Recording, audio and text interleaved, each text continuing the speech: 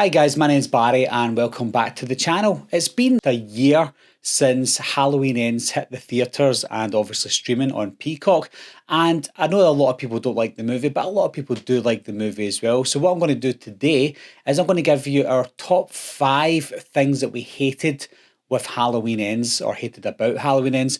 Now that could be a mixture of things that I hated about it and also things that I've seen online. Now I do read all the comments online, and I like to get a good gauge of what people really hated about a movie, in particular Halloween Ends, and I've taken some of those on board as well. Obviously, the things that I hated about it too. The first thing about it that I didn't like was they got rid of all the good tracking shots and all the creative tracking shots that they got in Halloween 2018 and sometimes Halloween Kills as well.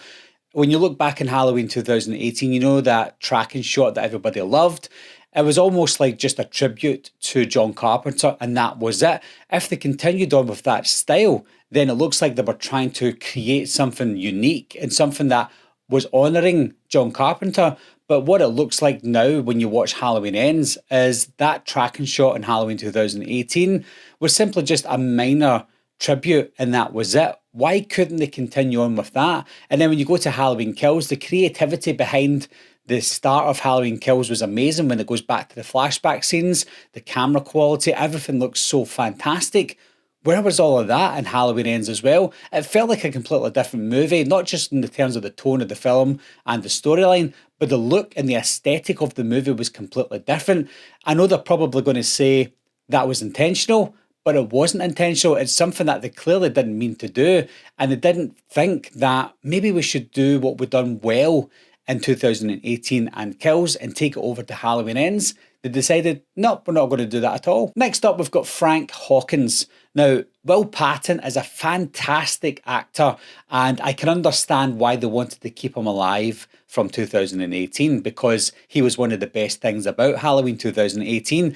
I don't think they wanted to bring him back initially, but because the fans absolutely loved Hawkins, they thought, okay, we're going to do another 2 movies, Halloween Kills and Halloween Ends, so why don't we just try and bring back Hawkins, which is a great idea. I absolutely love Hawkins. So what do you do with a character like that when you didn't have plans for him?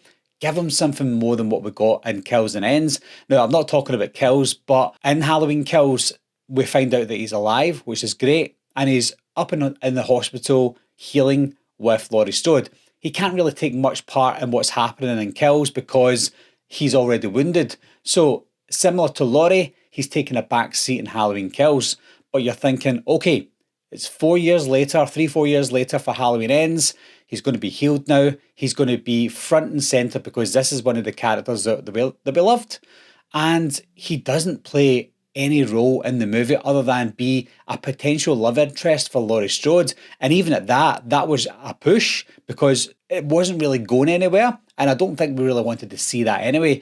I personally wanted to see Frank back in uniform. I know he's a little bit older now, but I wanted to see him back in uniform and try to find Michael.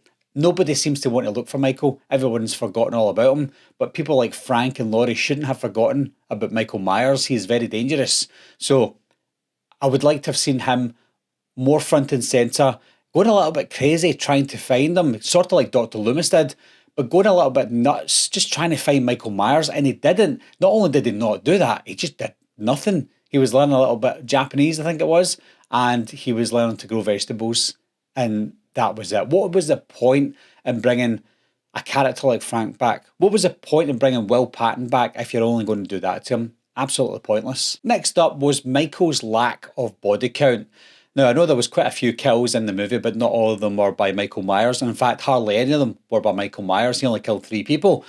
But I know that you're not going to get the same level of Halloween Kills as you would in Halloween Ends, because Halloween Kills was ultimate Michael Myers for this timeline. This was obviously going to be the most kills, but you would expect, because it's Michael's last hurrah, that they would give him a little bit more than just 3 kills in the movie. And I know they only killed about 3 people in the first film as well, as in 1978, but because it was his last outing in this timeline, I would have expected a little bit more than what we got, to be honest. I know that the storyline didn't really accommodate for him killing a lot of people because he was in hiding and he was obviously recuperating with what happened in Halloween Kills. So I really understand that they tried to, hold it in a little bit, But at the end of the day, I think when you come to the end of the movie with Michael Myers, give him at least another couple of kills before he tries to fight Laurie Strode, because that's what a lot of fans want. Now, I'm not all about killing everyone. I'm not a Michael Myers fan. I'm a Halloween fan. So it doesn't bother me as much, but I know that fans really want to see Michael Myers do what Michael Myers does best, and that's kill people. And because of the lack of killing in it, that's kind of what I didn't really like about it. And I know that a lot of people hated that aspect. Something that I really hated was the lack of connection to Halloween Kills and the characters that died in Halloween Kills, especially Karen, who's the daughter of Laurie Strode. There's hardly any mention, if any mention at all, of people like Karen, Tommy, Brackett, anybody who died in Halloween 2018 and Halloween Kills is completely forgotten about in Halloween Ends. It's almost like what happened in Kills in 2018 just didn't happen. I know that it's set 4 years later, but there's hardly any mention, no impact, and that's another issue. They don't mention these characters, which maybe sometimes they don't want to talk about these characters, but there's hardly any impact on these characters. Laurie Strode is the happiest that she's ever been. In Halloween 2018, when she still had her daughter, she still had her son-in-law, Ray, she was hiding for 40 years, scared. Oh my God, Michael Myers is going to come after me, even though he's in a penitentiary. But now that Michael Myers is gone for 4 years, nobody knows where he is, and her daughter and son-in-law is dead, she's now happy. So it's almost like it's not Michael Myers that made her sad. It was almost like it was her daughter and son-in-law that made her sad. So it made absolutely no sense with the reaction of the characters in Halloween Ends. I know that's obviously a writing issue and a script issue, but there's just no remorse for what happened in Halloween Kills. And last but not least, the obvious one is there was no epic finale, no epic showdown between Laurie Strode and Michael Myers. That's what it was built up to be. Yes, I know that it probably changed the script a little bit because of COVID, etc. Maybe they were going to do an epic finale and they just couldn't do it. They had to change it up at the last minute. I can understand some of the scripting reasons for what they've done. But at the end of the day, one of the biggest issues, and probably the biggest issue for not just myself, but a lot of people who either liked or hated Halloween Ends, is the epic showdown. Because I absolutely love Halloween Ends. Maybe not love it, but I really like Halloween Ends.